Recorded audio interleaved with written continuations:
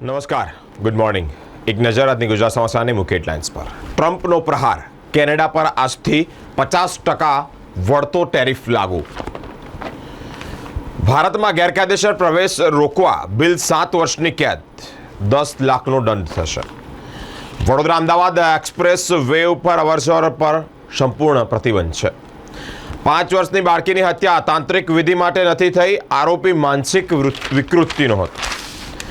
પાકિસ્તાનમાં બલોચ બળવાખોરોએ 500 મુસાફરો સાથે ટ્રેન હાઈજેક કરી છે. તૃપ્તિ ડિમરીએ લાઇનમાં ઊભા રહી ત્રંબકેશ્વરના દર્શન કર્યા છે.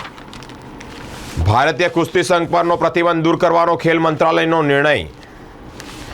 કપડવંજમાંથી ₹1.92 લાખના વાસણો ચોરના 3 ઝડપાયા છે, 1 ફરાર છે. કિમોથેરાપીની આડઅસરને ઘટાડે તેવું મશીન ડિઝાઇન કર્યું છે, પેટન્ટ પણ મળી આવી. ભેજાબાજે નામ બદલી રાજકોટના યુવકની કાર ભાડે લઈ અને બારોબાર વેચી દીધી છે. ચેમ્પિયન્સ ટ્રોફીના વિજયની ઉજવણી દરમિયાન મારામારી કરનાર 12 જેટલા ઈસમોની ધરપકડ કરવામાં આવી છે. હવે એક નજર દિવ્ય ભાસ્કરની મુખ્ય હેડલાઇન્સ પર. પાકિસ્તાનમાં ટ્રેન હાઈજેક, 30ને ગોળી વાગી છે. 6 જેટલા સૈનિકોના મૃત્યુની માહિતી પણ સામે આવી છે. ભારત દુનિયામાં 5મો દૂષિત દેશ છે. મેઘાલયનું બર્નીહાટ સૌથી પ્રદૂષિત છે. ઘોગંબાના ધનેશ્વરમાં જૈન દેરાસરમાં મહાવીર સ્વામી સહિત 3 મૂર્તિઓ ખંડિત કરાતા જૈન સમાજ લાલઘુમ થયા છે. બાંગ્લાદેશમાં કટ્ટરપંથીઓ રમઝાનમાં જબરદસ્તી હોટલો બંધ કરાવી રહ્યા છે. આપણને હથિયાર ખરીદવાથી કેમ ડર લાગે છે? એક મોટો પ્રશ્નાર્થ. ક્રિકેટમાં ભારતની જીતની ઉજવણીમાં માંડવી નજીક મારામારી કરનાર 12 યુવકોની ધરપકડ કરવામાં આવી છે અને કાયદાનું ભાન કરવામાં આવ્યું છે. હોડીમાં ભદ્રા સવારે 10:37 એટલે કે 10 વાગ્યાને 37 મિનિટે થી રાત્રિના 10:28 એટલે કે 10:28 વાગ્યા સુધી રહેશે ધૂળેટી 14મી ઉજવાશે. હવે ડોનેટ થયેલી કિડની પર મહિલા અને પુરુષોનો સમાન હક. ડિલિવરી બોય હવે પોલીસના રડારમાં, આડેધડ વાહન ચલાવશે તો ગુનો નોંધાશે. હવે એક નજર ગુજરાત મિત્રની મુખ્ય હેડલાઇન્સ પર. પાકિસ્તાનના બલોચિસ્તાનમાં ટ્રેન પર ગોળીબાર, હાઈજેકના BLMનો દાવો છે. પ્રદૂષણની વૈશ્વિક યાદીમાં આસામનું બર્નહાટ દિલ્હી સૌથી પ્રદૂષિત રાજધાની.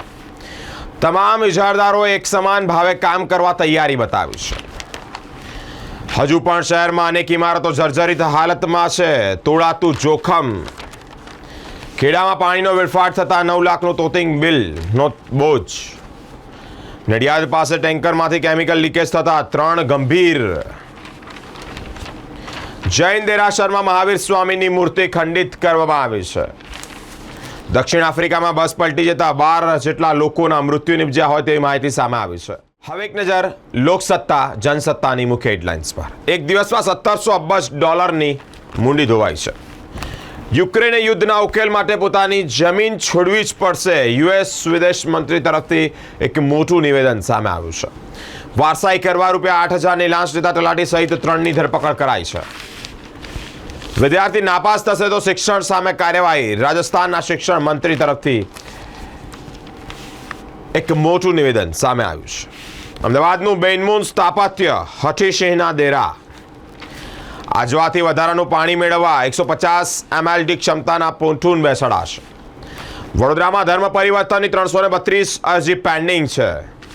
વારસિયા પોલીસ મથકમાં PSOની હેડક્વાર્ટર્સમાં તાત્કાલિક બદલી કરાઈ છે. હવે એક નજર સંદેશની મુખ્ય હેડલાઇન્સ પર. પાકિસ્તાનમાં ટ્રેનનું અપહરણ, 30 જવાનોના મૃત્યુની માહિતી સામે આવી છે. વર્ષ 2024માં દેશમાં સાયબર ફ્રોડની સંખ્યા 4 ગણી વધી છે.